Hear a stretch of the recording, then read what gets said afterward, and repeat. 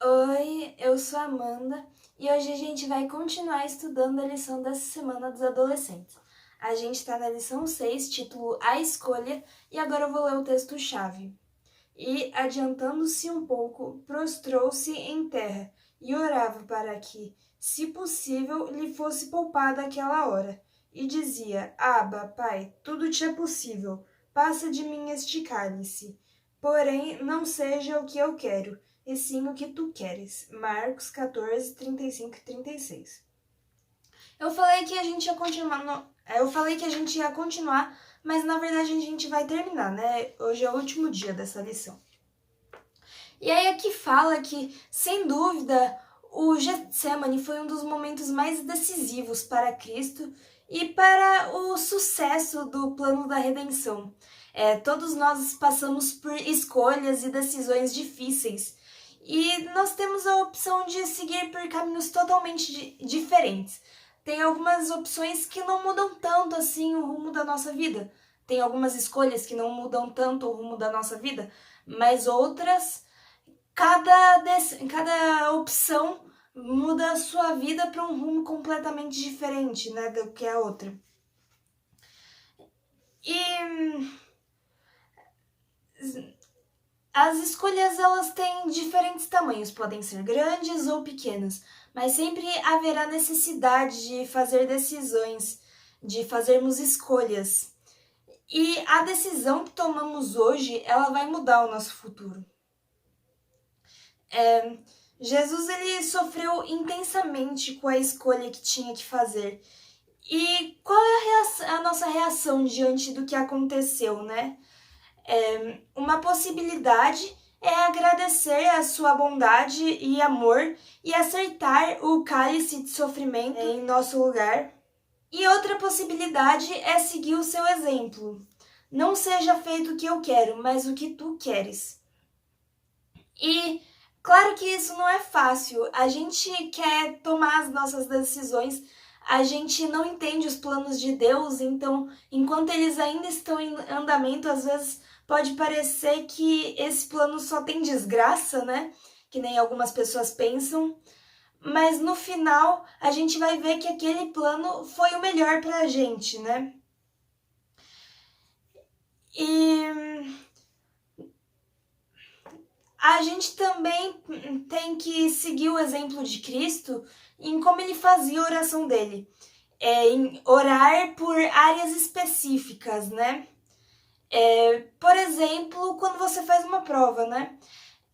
Tem aquelas perguntas dissertativas, e aí, se você sabe a resposta, você escreve tudo que você sabe sobre aquele assunto. Não sabe exatamente o que o professor está pedindo, então você escreve tudo que você sabe, mas daquele assunto específico.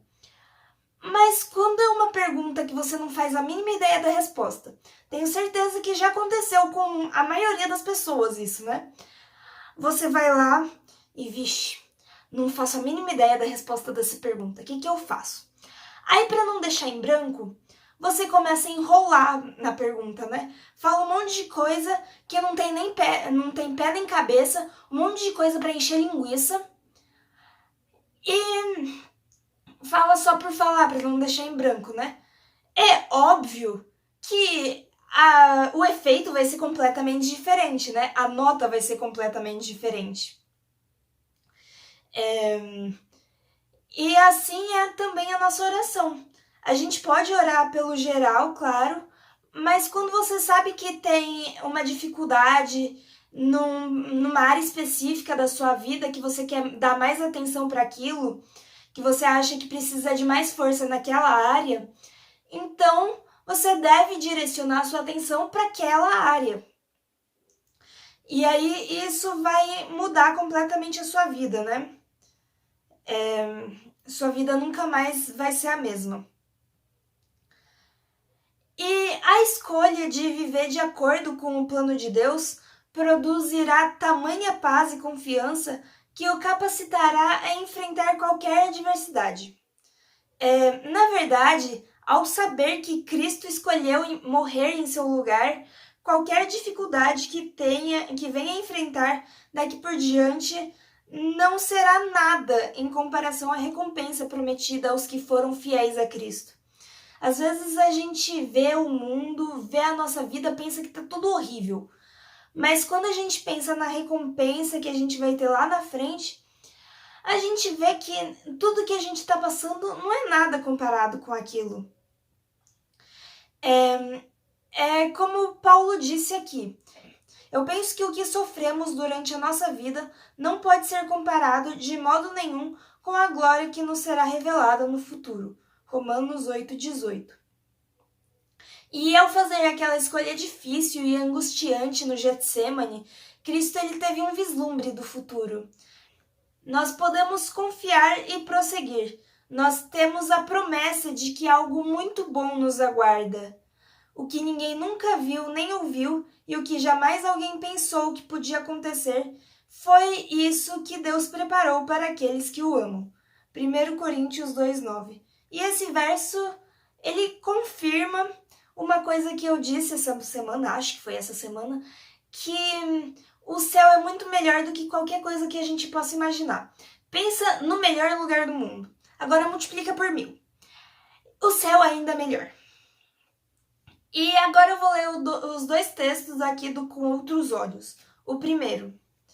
Nossa noção de pecado é proporcional à nossa proximidade de Deus. Thomas D. Bernard. Bom, a gente se aproxima de Deus, a gente ouve melhor o que Ele tem para falar para nós, né? A gente consegue ouvir melhor os conselhos dele, consegue ouvir melhor o Espírito Santo, né? E quando a gente está mais próximo de Deus, a gente consegue diferenciar melhor o que é certo e o que é errado. A gente consegue perceber melhor quando a gente está fazendo um pecado. Porque quando a gente está afastado de Deus, às vezes a gente considera aquilo como uma coisa normal e nem percebe que está em pecado, né? Aí é o segundo verso, segundo texto. A tentação pode nos fazer sucumbir, afundar, pecar ou estagnar. William A. Ward. A tentação ela pode trazer muita coisa ruim para a nossa vida, né? Quando a gente está lá na tentação, pode ser muito difícil de suportar.